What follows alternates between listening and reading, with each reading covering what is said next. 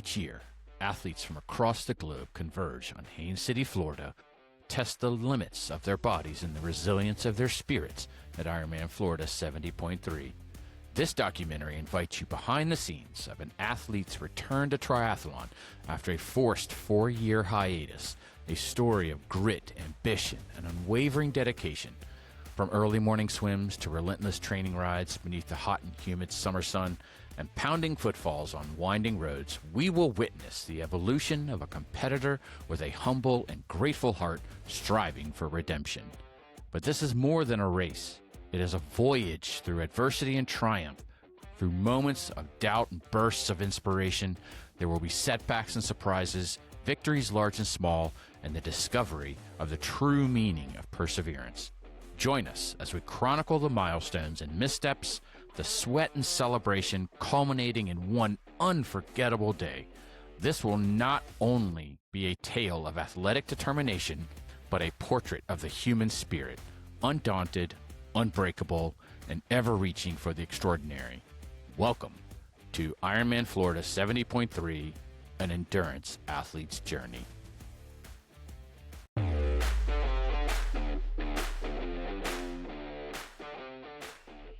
Welcome, everyone, to the end of week 10 of the Ironman Florida 70.3, an endurance athlete's journey.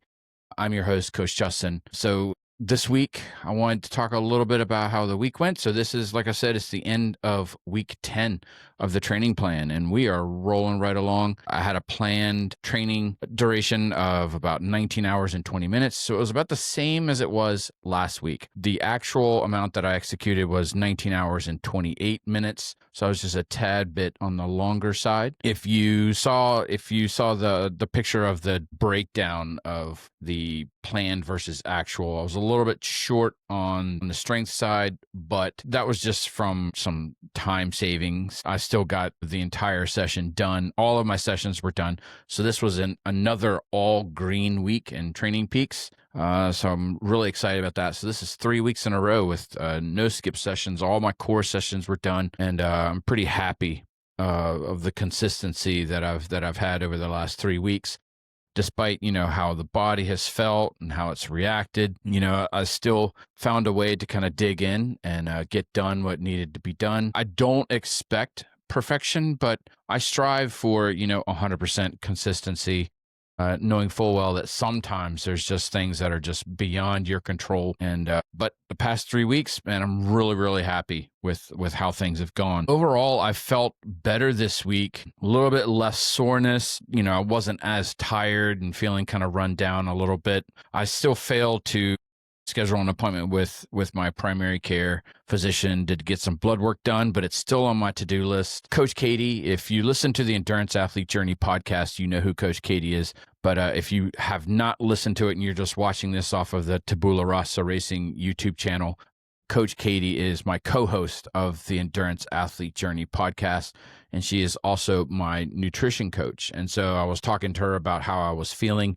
and I'm feeling kind of tired and run down and craving red meat. So we actually had cheeseburgers on the menu for dinner each night, and it seemed to have helped. I was satiated after dinner, so I wasn't, kind of going to bed a little bit, feeling like I still had some room in the stomach and was still a little bit on the hungrier side.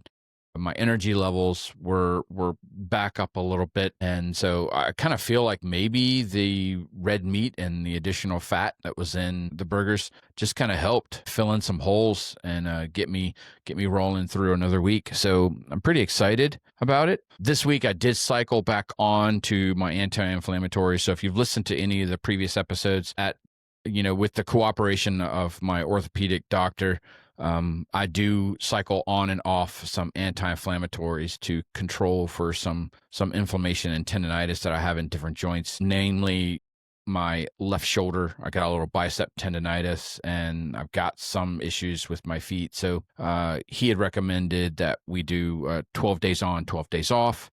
I was finding that by the time I got to the end of the 12 days, I was just really kind of like fired up.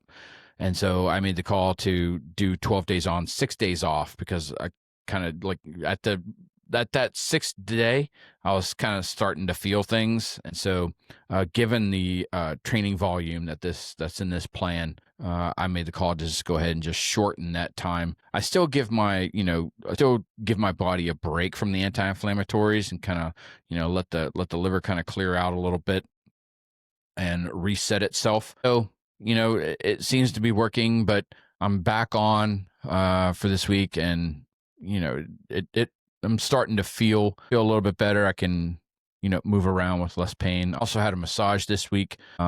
So given the volume, I was kind of toying around with the idea of getting a massage every week rather than every other week, because by the time I get in there at the every 2 weeks, my body is pretty locked up and tight. And so right now, given the volume that I've got, it makes sense to maybe kind of do it every week. It can be a little bit of a stretch on the pocketbook, but it's just something that I'm just kind of toying around with. And I do have another one scheduled for next week, but I don't have anything on the books after that. So I'll talk to my masseuse and see what she thinks going forward. So I think this was a good week. I did change up some things a little bit. So the main difference between week 10 and week 9 was the introduction of some intensity in my runs. So if you've been watching some of the previous episodes, what I did was I'm using a run walk method for my planned run for the race. And I've been gradually kind of increasing the length of the run duration. So I kind of started at 4 and I went to 5 and 6. And so now I'm up to 7. So I spent 2 weeks at 7-minute run with a 2-minute walk, but all kind of zone 2. And I think that second week that I was at the zone 2, the reason that I didn't increase it was because I saw an increase in overall duration and training volume. And so I did not want to increase training volume and intensity in the same cycle. So I held off. This past week, I still kept it at the 7-2, but I introduced some intensity in the runs, some nice progressive, higher pace efforts, and the body handled them well. And I'll talk a little bit more about that during the run discussion. But that was the main difference. There was a slight change in focus on my weekday bike sessions. I can talk a little bit more about that when we get into the bike segment, but those were the primary changes. Not a whole lot.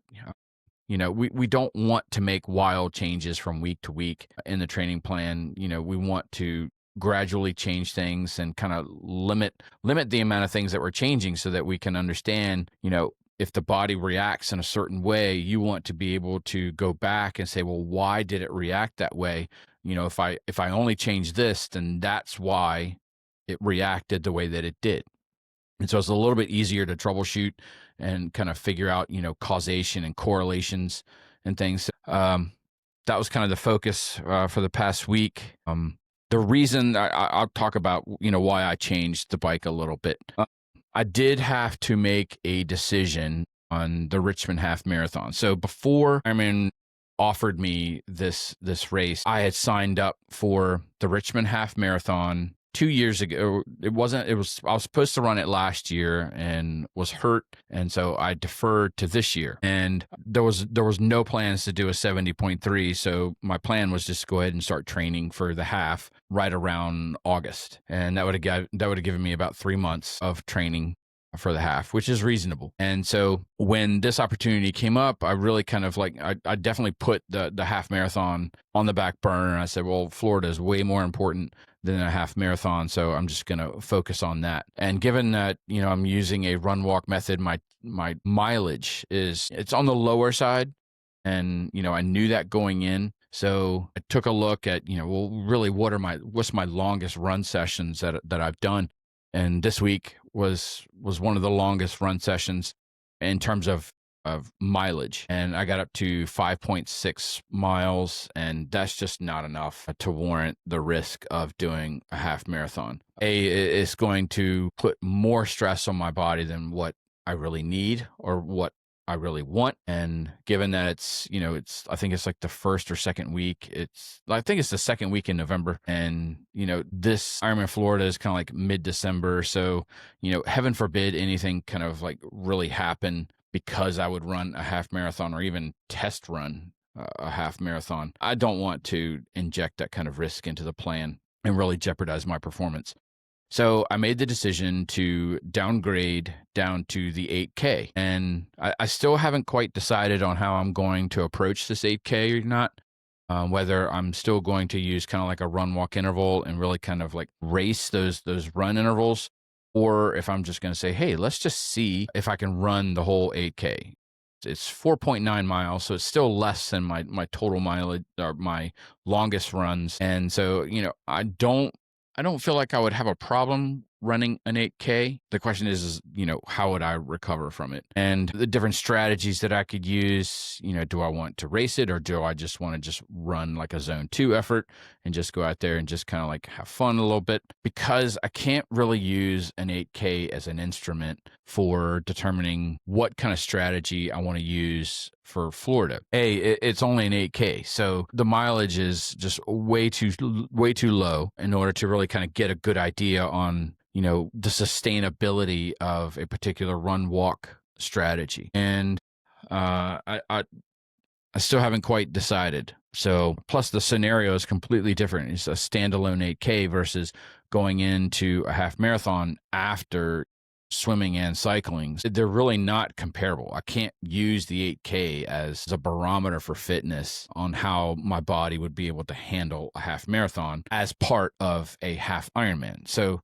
really, I could either completely skip the race and just eat the loss, which is not really kind of like in my personality. So, but I'm still thinking it through and see how I want to execute it. But I'm not changing my training plan because of the race. I'm not going to say, well, now I'm just going to pure runs, just to get prepared for an 8K. That's not in the cards. So that's not what I'm going to be doing. So, some decisions still have to be made. I'm still going to think about those.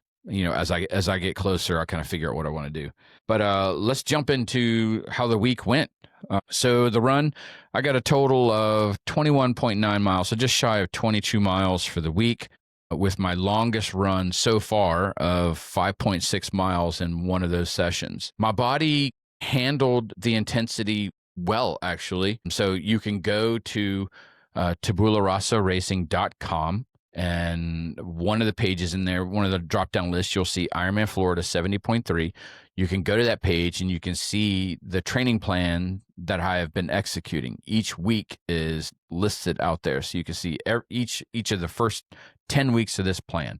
And you'll see kind of like what the structure was for the runs that I did this week. They were all progressive in nature and definitely faster than race pace efforts. I'm not expecting to run that hard. So, but I do want to introduce a little bit of pace work in the training plan because it's reasonable. And, I want my legs to feel that intensity, because if I do some faster than race pace efforts, then it makes the race pace effort feel quote unquote easier, and I would feel in more control, and it kind of brings it down to like what would be like a true kind of like zone 2 effort.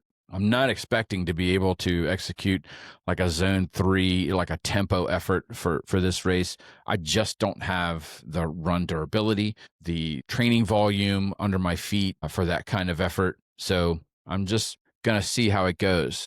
I'm really not forming a whole lot of expectations for the race. So, I'm still kind of toying around with just trying to get as fit as I possibly can for the run and just hold on for as long as I can.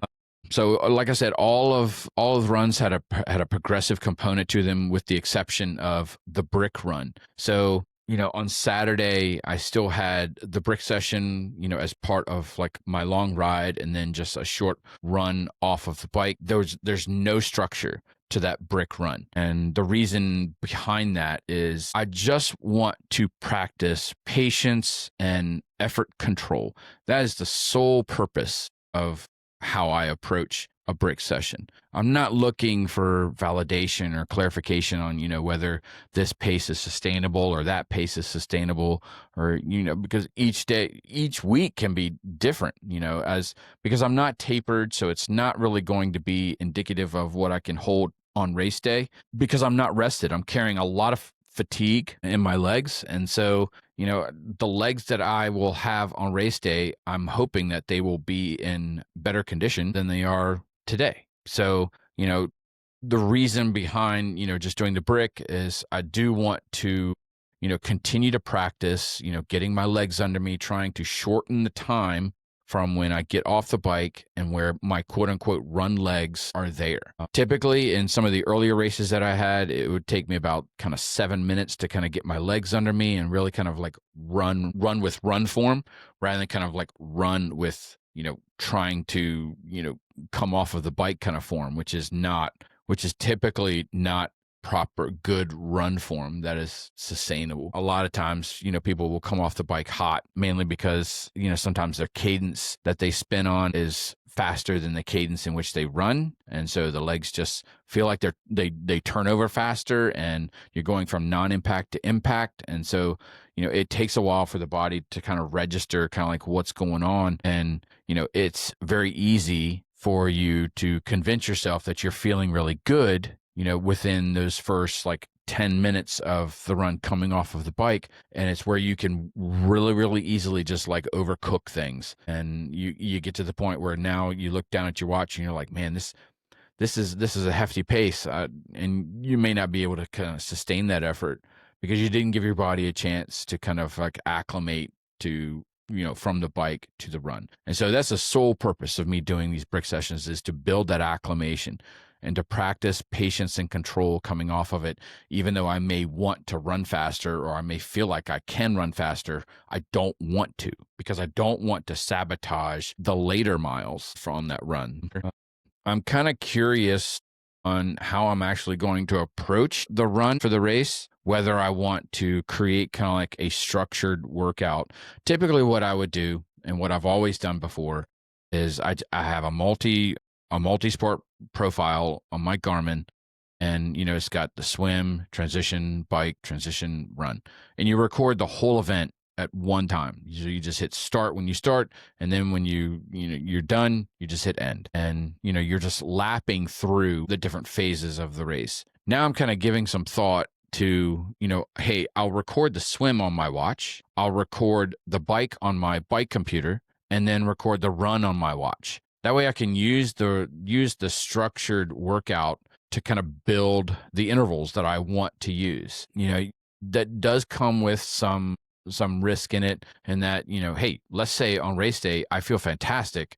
And, the run walk intervals that I pick, are too conservative. Then I gotta, deal with, a buzzing watch that I'm not really paying attention and I'm not abiding by what was structured. Or I could come off the bike and be having a rough day of it and not be able to execute the particular run walk combination that I thought I could. And so then, again, I'm at a situation where my watch is buzzing and telling me whether I run or walk, and whether my body is able to do that, I don't know. So that is some potential downside to doing that kind of approach. So I'm still thinking it through on how I kind of want to approach this, because I don't want to be glued to my watch, just kind of like flipping it over, saying, okay, am I running yet? Am I walking yet? How much longer do I have? That really is a huge distraction, and it kind of takes you away from the moment. And, I don't want to be tied to technology during the race that much. I kind of want to enjoy it, and, being tied to that really puts a whole lot of pressure, and it also opens a door to some negative talk going on in the head. If things aren't going the way that I want, and I'm staring down and I'm seeing paces and I'm seeing, how much time do I have left to run? And, then my mind starts to wander, and, that's not what I want.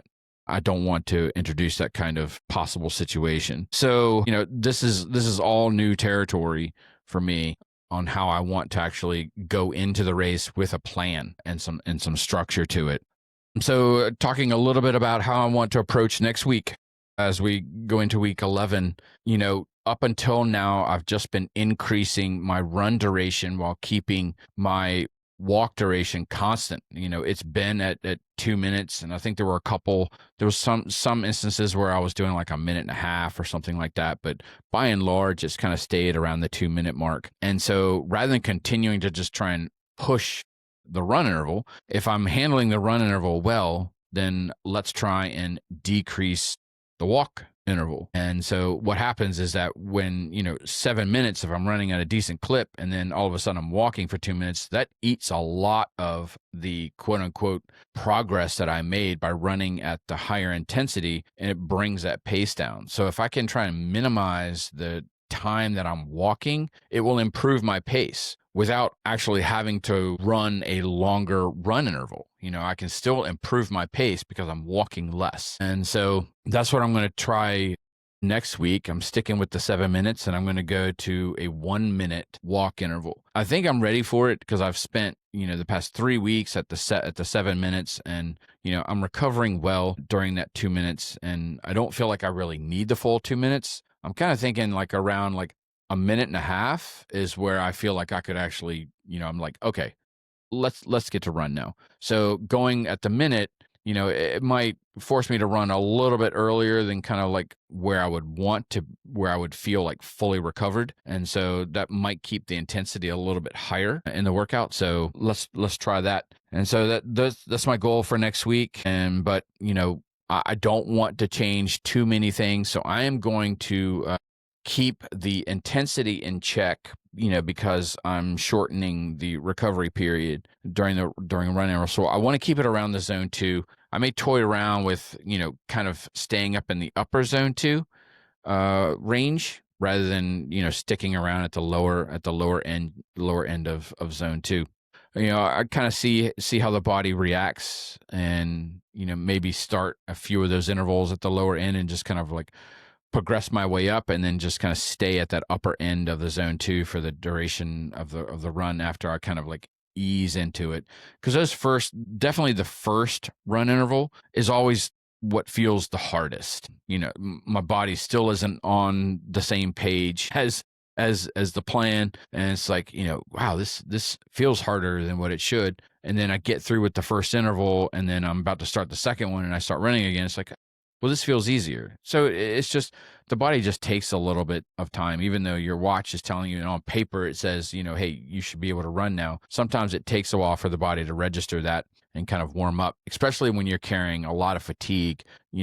As you progress into a training plan, as your fatigue starts to stack on more and more and more, it takes longer for the body to warm up. So it's not that you're regressing, it's just that, your body is just, fairly simple. It's just not ready to do what it is that you want it to do. So it needs longer time to warm up. So sometimes as we progress into our training plan, we'll extend that warm up period to allow more time. So we rarely put in like high intensity efforts, early into a workout. So for example, if I have a 4-hour bike ride and I want to throw in some intervals, I may write the workout to be, after the first hour, then do, 4 by, 5-minute intervals with, for the second hour, and then, kind of progress from there. But I gave myself a long time to kind of like get into the ride, get settled, get my legs under me, get them moving.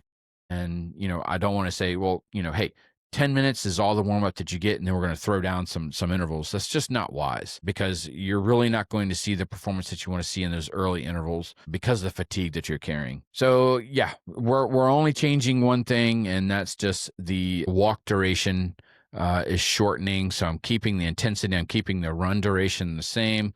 It's still the same structure of run. So really the run volume doesn't change in terms of duration. The times are they're kind of maxed out now, and they'll stay at this level throughout the rest of the plan, with the exception of a rollback week that comes up, and then with the exception of taper. I'll start to decrease duration then. So that kind of wraps up the run segment. Overall, I feel like it was a pretty successful run week. Happy with the outcome. Happy with how my body responded to the added intensity, and just felt good. So let's move on to the bike. What did I do differently this week around? So now is the time in the plan when you start to build in structured workouts that are specific to what you expect to see on race day. So it's the principle of specificity. And so, up until now, I've just kind of like been building that base. So it's the build phase of the training plan. Now that we're kind of like at the peak phase is where you start to introduce the specific skill set that you want to hone in and fine tune and develop, that you're going to use on race day. So a lot of my big gear focus has been long, drawn out big gear intervals just to build that strength. However, this is not a race that's like, Lake Placid or Mont Tremblant. Nothing like that, where there's these long, drawn-out hill climbs. So I don't need that kind of specificity at this point of the training plan. It's nice to have it earlier just to kind of build that muscular endurance. So once you build the muscular endurance, then you can start to overlay a little bit different stuff onto it later. And so in this plan, I'm focusing on some shorter hill climbs, which now, since I have the muscular endurance, I should be able to do those hill climbs at a higher intensity and more time in aero. That is the specificity that I need for this race, because Florida can have some wind issues, and the climbs are more kind of like, it's being categorized as a rolling course. So I do know that there are some climbs on this route, so it's not like the full in Panama City Beach. So I do need that ability to climb, but they're short. I don't need to condition myself to do an 11-minute hill climb. That's just not necessary. So I want to now focus on some longer endurance efforts, staying down in aero position, and be able to do maybe some of these short hill climbs in aero. Whether I do that during race day, I don't know. It really can kind of spike the heart rate, which isn't necessarily what I really want for a mid-course race. But again, you have to weigh the costs of that. If it's super windy, then it might be worth it to try and stay in aero and do some of the shorter hill climbs still in aero position. And whether you're just going to try and spin up the hill as much as you can, so kind of decrease the gearing, and so you increase that higher cadence. So there'll be some cadence work that I'll be introducing into the plan now. But really, I'm focusing on hill climb, plateau, hold momentum. That's kind of like the structure that I want. And so that's how I adjusted the bike workouts this week. The big gear session that I had were short. They were short hill climbs. They were 3, 4, and 5 minutes. And so, I handled those really well. But they were at the upper end of zone 4, which is kind of where I kind of put my big gear efforts in, is at zone 4, with a cadence of anywhere between 50 to 55 RPM. I was able to sustain an upper zone 4, but whether I could have pushed that into zone 5 and had been sustainable, I don't really know. But I was happy with being in the upper end of the zone 4 for those efforts, and being able to go from, a hill climb to what I would call like an open ride, which is kind of like zone 2 to zone 3 effort. And you're just staying in aero and you get that cadence up and you're just muscling through it. So I do like those. I also have what I call ramp up rides. And so one of the workouts that I had, it was called ramp up 2s. So I do 2 minutes at zone 2, 2 minutes at zone 3, 2 minutes at zone 4, 2 minutes at zone 5, and then back down to 2, 3, 4, 5, and it just cycles through. I like those build kind of workouts. Think that's kind of, some of the specificity that we'll see on race day, these surges a little bit. And so it's nice to kind of throw those in there. Really what I would like to do is kind of do some zone 2 workouts with some zone 5 effort. And that is simulating coming out of the draft zone, coming out and making the pass of another cyclist. That's kind of the simulation that you would use for that, where you do these surges and you drop back into the line, and the person behind you has to drop back out of the draft zone. So those are just the rules of triathlon, but it's a good simulation. It's a good practice to do, and to try and teach your body to do that, that higher effort, that surge, and then bring it back down and recover quickly. You don't want that heart rate to stay elevated very long. So you're working on the aerobic conditioning, on your body's ability to recover from a harder surge. I think I'm going to be seeing a lot more of zone 3 efforts on the trainer, because that's kind of what I expect to be. That's what I expect the intensity to be for race days, kind of like in that zone 3. Many people will call zone 3 as no man's land. It's the gray zone. And, some plans will say, you don't want to train in the gray zone. You really either kind of want to go zone 2 or zone 4. But I'm not one of those coaches. I believe that there's significant value in training in zone 3. The question then becomes is that not every session can be zone 3. That's the key. That's the main difference, is because they are right in that if you constantly are trying to push that zone 3, it's a focused effort. So it's like if you're a runner and you do tempo runs, those are zone 3 runs. So now put that onto the bike. The kind of focus that you have to have in order to sustain that effort is very similar. There's a similar mindset. So if you're constantly having to focus and push, then when I do want to do zone 4 efforts, it's harder to do because I've accumulated fatigue a lot faster because of the zone 3 work. And so that's why you have this methodology of 80% of, your work should be in zone 2, where 20% is, zone 4 and higher. That's where that comes from, is the body's ability to go into zone 4 and recover from it. But if you're carrying too much fatigue, then you can't do that. And the higher quality stuff, so that higher effort stuff, is not as quality as it could be. I do believe in zone 3 training, especially if you're going to be racing in zone 3, which is where I'm expecting to be, or I'm hoping to be for race day. So, if I'm planning on racing in zone 3, then I should definitely be training in that to get used to that kind of sustained effort. So it's valuable, and it's still building the aerobic engine, which, you still have to have. So yeah, there's still continued practice and staying in aero position. It's hard, when you close off those hip flexors and now you're going to ask yourself to come off the bike and run. That takes some effort.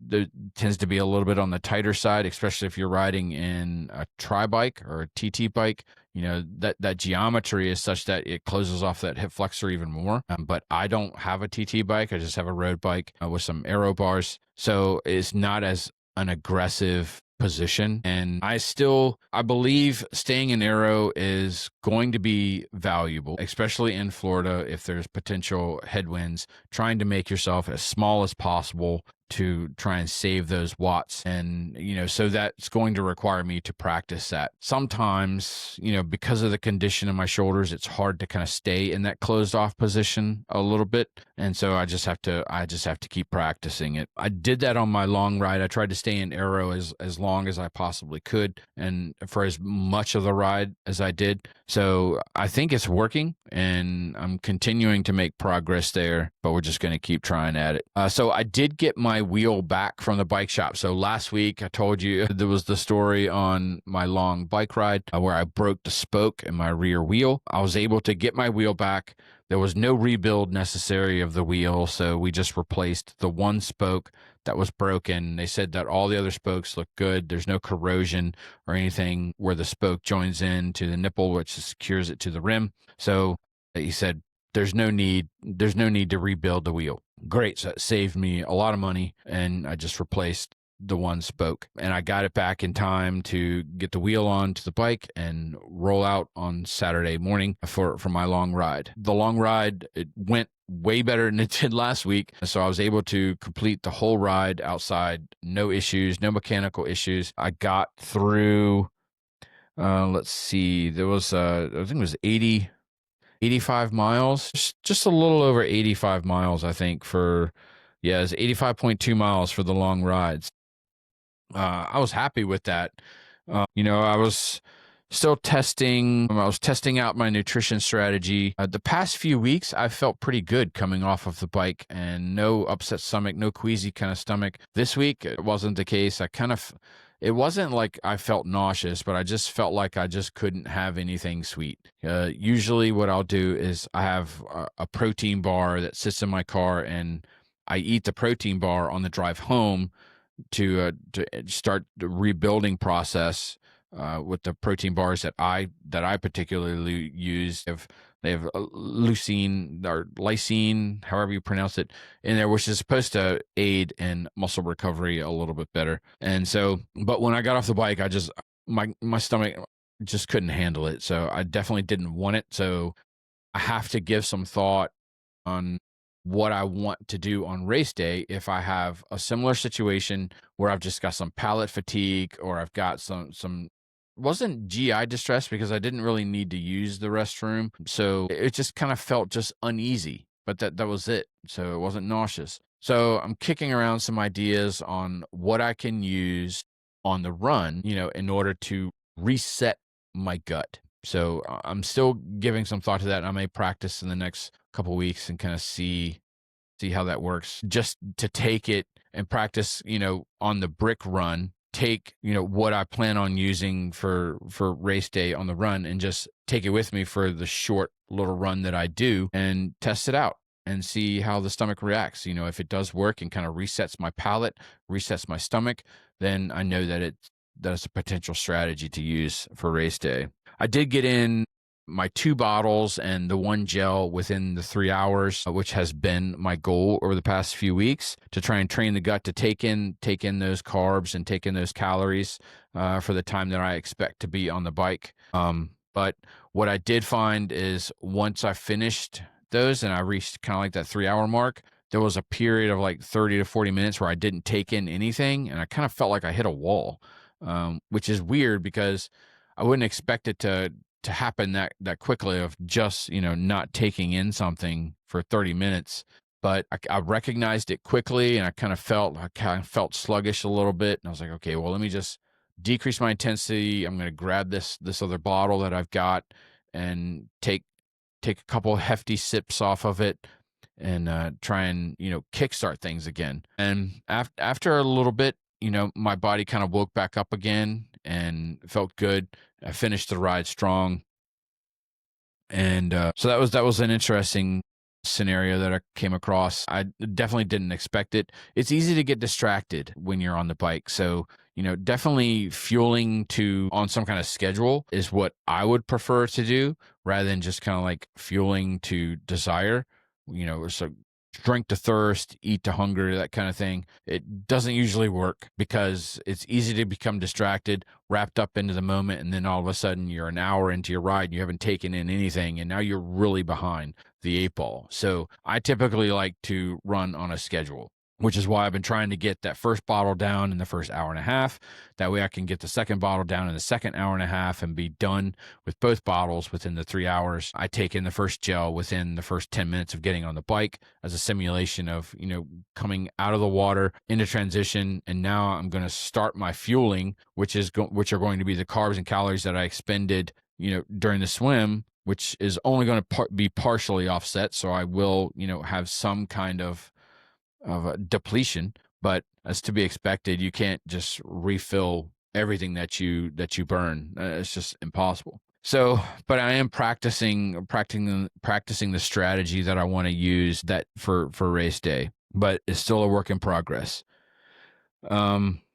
Like I said, I got in 85.2 miles off of the bike. There's a measurement that we use. It's called the variability index. So it's the ratio of your normalized power and your average power. So average power is what speed is derived from. So if you increase your average power, typically you increase speed. However, there are other factors that can contribute to it not working that way, i.e., crosswinds and headwinds, which I did experience on my ride. So I had some significant headwinds coming back, because I do like an out and back course. Coming back in, I had some hefty headwinds, some nice crosswinds actually. So I'm actually happy that this happened, because it gave me time to practice what I want to do if I experience that on race day.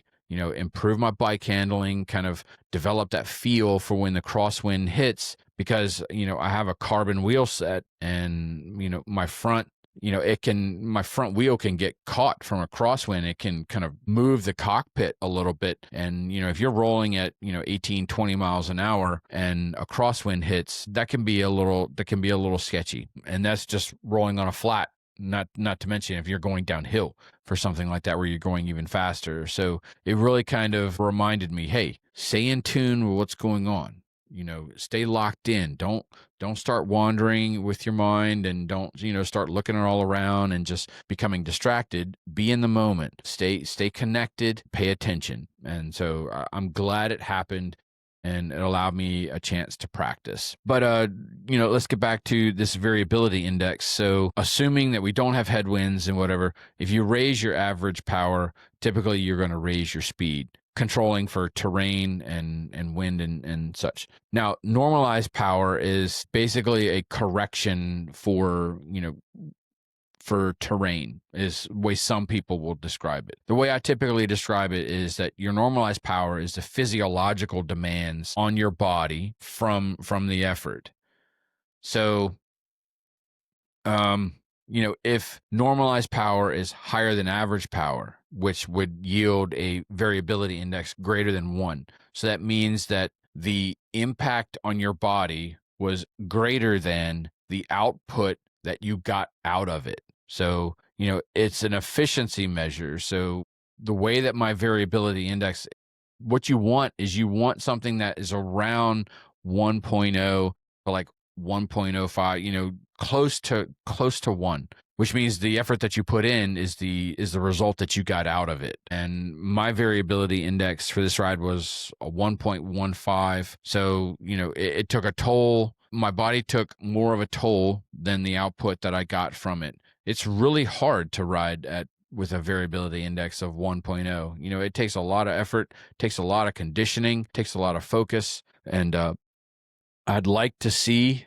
that come down, but over the years, it's been hard to bring that in. So I kind of have that expectation. But I did take a look at, how I performed the first 56 miles of the bike as kind of, just some insights on what I could potentially see on race day, just to kind of give me an idea. Okay, well, how did I perform if it were race day? This wasn't a race day effort by any means, but where am I? So for the first 56 miles, I got close to, the 3-hour mark. So it's right around kind of like where I'm hoping to be on race day. And, so that allowed me to ride at an intensity that's probably pretty close to what I may experience on race day, even though it's not a conscientious race day effort.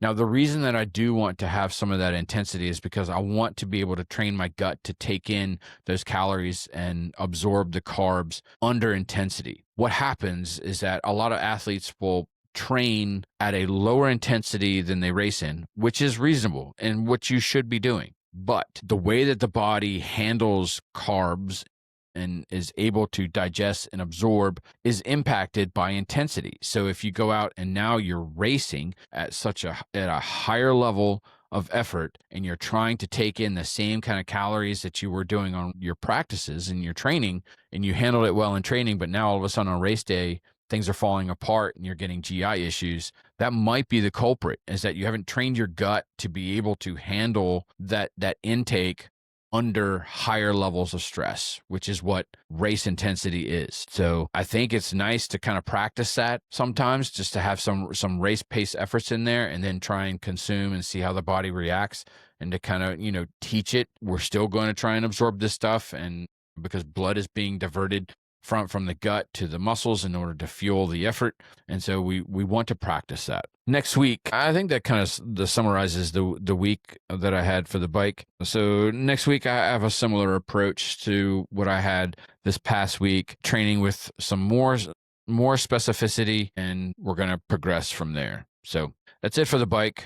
The swim, my week was about the same as last week. The structure was all kind of the same. I typically will keep my weekday swims the same. It's the endurance swim that's on, Sunday morning is what changes. But my Tuesday and Friday swims were the same this week as they were last week, and no issues to report. I had a massage on Monday, and so when I went into the Tuesday swim, my elbows were a little bit hot, and I still had some work that I was doing on Monday after the massage, so I didn't have a chance to get onto the bike and kind of like flush the body out a little bit. And I felt it the next day. I felt that inability to get that ride in, and ended up pushing it to Tuesday. And so, like I said, I felt it. That was the day I think that I started the next cycle of anti-inflammatories. And so by the time I got around to Friday, I was feeling better, and the heat in the elbows had kind of subsided, and I handled that swim pretty well. Sunday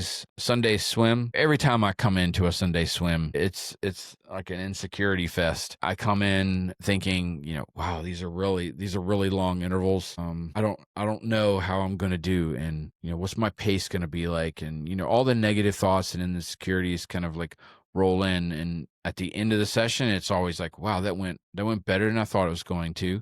My pace is what it is, but how did I feel after I finished the intervals? And I felt like I could have kept swimming. So that's a really good feeling. And it tells me that I'm progressing well, and I'm being conservative, and I'm being responsible in the water, and, managing that. So this week it was up to 1100s. What were the intervals? So I broke them up into 250s with an extra 100 in it. So that's just what I do mentally to kind of wrap myself around it, so I don't get so overwhelmed. Because if you start the interval, you're like, man, I got 1100 yards to swim right now. If you just say, no, it's just 4 by 250s with an extra 100, it kind of makes it feel like it's going to be easier. It feels more doable. And so that's the kind of trick that I've been using to try and trick my mind into convincing it that, yes, I can do this.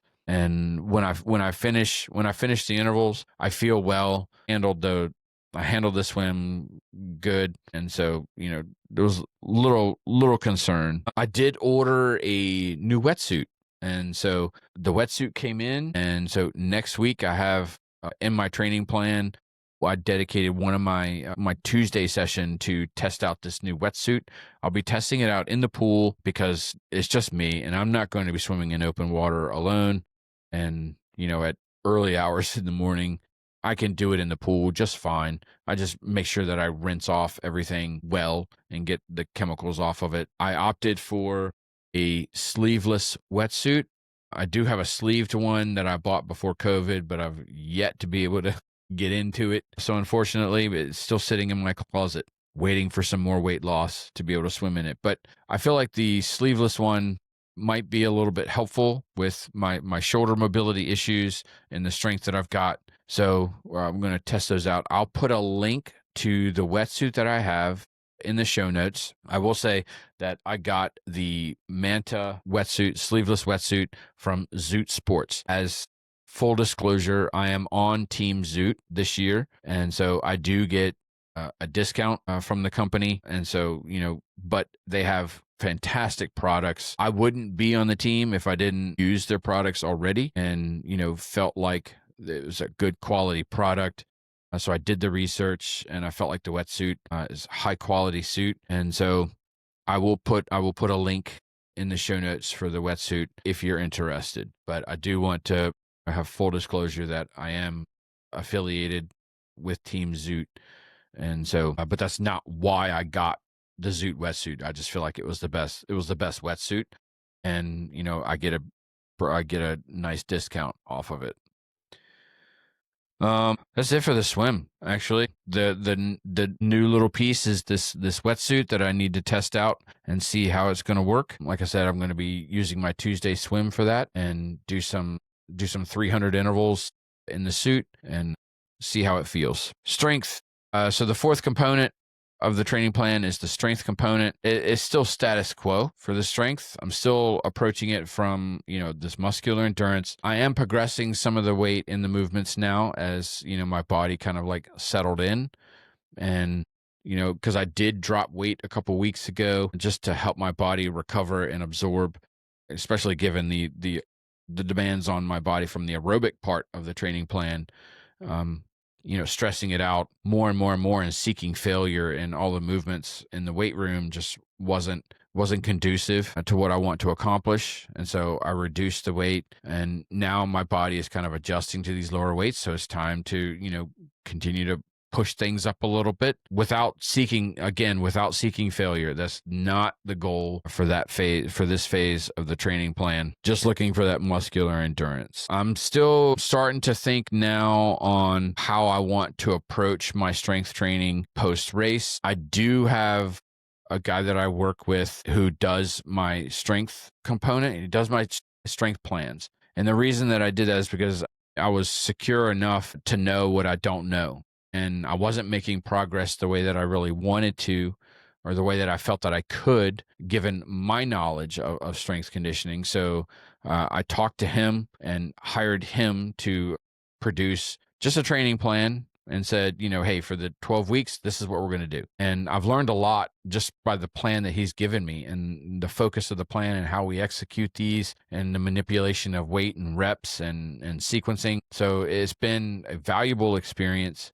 And so I did, tell him, it's like, hey, this race is on, in December. So I want you to start giving some thought as to, where we want to take the strength part of the plan after race in order to prepare for 2026.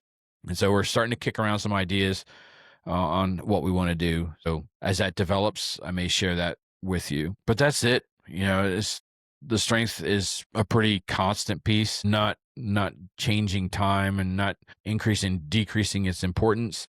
Right now, I believe it's about 20% of the training plan is the strength piece. By and large, the biggest proportion of the training plan, I think, is about 43% of the plan is bike. So, that is what it is. Insights. So this is the last piece of the episode tonight where I'll talk about maybe something that I've learned throughout the week. And this stems from the most recent podcast that we put out, Katie and I, where it was an episode on the difference between building fitness and training for performance. And sometimes the way that I look at this is, if you want performance, sometimes you have to be willing to do what others aren't willing to do. As endurance athletes earlier, where strength really wasn't a focus of a training plan, many coaches would tell you, hey, minimize strength. You just don't have the time to do it. You don't have the time to do it. It's not important. Save that for the quote unquote off season. But many triathletes really, a lot of them, if you're an A-type personality, you really don't take an off season. As soon as you finish your last race, you might take like a week or so off and just kind of like reset. And you're just like, all right, well, let's try and fix some holes that I've got. So most of the time that's running stuff rather than focusing on maybe becoming a stronger cyclist so that you can run with better form. They really haven't focused a whole lot on the strength piece. And the reason that I say that is because that's exactly the approach that I did. I put rarely any focus on strength stuff, and I paid the price for it. So now I've had several people come to me. It's like, why are you training at these levels? This is a really high volume plan. Why are you riding like 4.5 hours and, getting in 85 miles where, your race is 56 miles? And I have a firm belief in the plan that I created, and I've bought into the process. And if you're being self-coached, or if you're being actively coached by someone else, the only way that this works is you have to buy into the process. You have to be sold in. And, if there's any of these doubts that kind of creep in, it's hard to combat those thoughts if you don't really believe in the process and the journey that you're on. And you're just like, well, I don't believe that this is the right approach. And then all of a sudden, when you don't want to do a workout, that thought comes in, and it's a lot easier to skip because you're not bought in. And, sometimes, if I'm looking at my swim volume and I'm getting close to like 10,000 yards a week, swimming, 3Ks, and they're just like, why are you swimming so much? But it's because I want to get out of the water feeling like I have barely done anything. I want to come out of the water feeling fresh. And if you sit at the exit of a swim at a triathlon, you will see a lot of faces that look like they just been put through the ringer. And I can almost guarantee that those are the people that minimized their swim, really didn't put in the volume, and they pay the price because they're starting their day really depleted and can, start the race on the discouraged side because the swim was so hard and it felt so hard.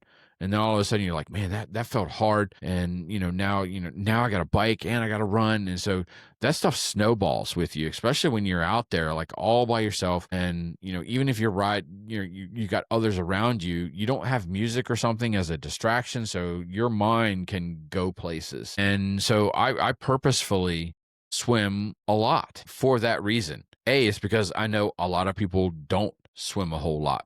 And so if I want to create an advantage for others that I'm racing against, then I have to do stuff that they're not willing to do, which may be A, swim a lot more, B, bike a lot more, put in the bike volume because I know that I can't really compete on the run. And so, but I can compete in the swim and the bike. And so those are the things that I'm willing to do because many others aren't willing to do. And so, this is hard. This is hard stuff.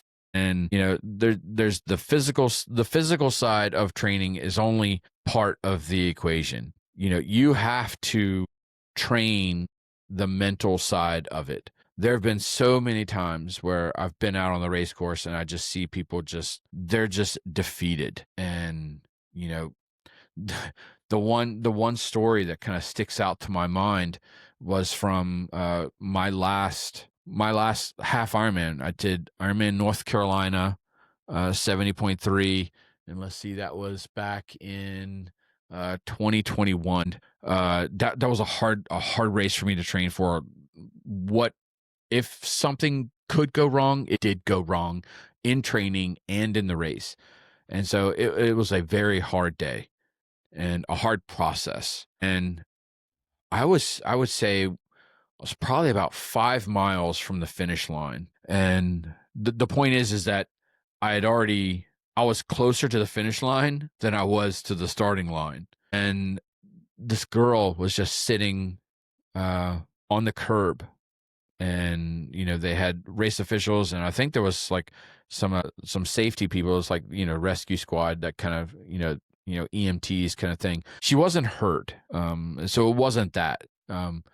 But she was giving up, and she'd already swam, she had already ridden, and she had already done more than half of the half marathon. She only had 5 more miles to go, and you could walk the 5 miles if you had to, just to finish. So the reason that I tell that story is because the mental side can dictate the physical. If you're not mentally prepared and you're not mentally strong, it's a lot easier for your brain to tell you that you're done than it is for your legs to tell you that you're done. And it's easy to get trapped in that. And so one of the things that I like to do in training is to focus on that mental side of it. I put myself in challenging situations. And, when I don't feel like, going for my swim, and, I'm feeling sore and I'm feeling tired and I'm feeling unmotivated, but I still have another session. Those are the times that you have to dig in and dig deep, because I can guarantee you there will be a time during the race where you will have those thoughts come back. You'll question everything. You'll question, did you train enough? Did you train too much? Did you not do enough, high intensity bike stuff? Did you not do the right kinds of runs? What were your swims like? They were, could you have swam more? Could you have swam harder? All this stuff comes flying in, especially when things are not going well, or, you're feeling like the effort that you're putting in is not yielding the result that you want. And so you start to kind of get down on yourself and your mind will wander. That mental toughness is such an important part of the race. I won't say it's more important than the physical side, because you still have to physically get through the race, but it is a significant piece of it.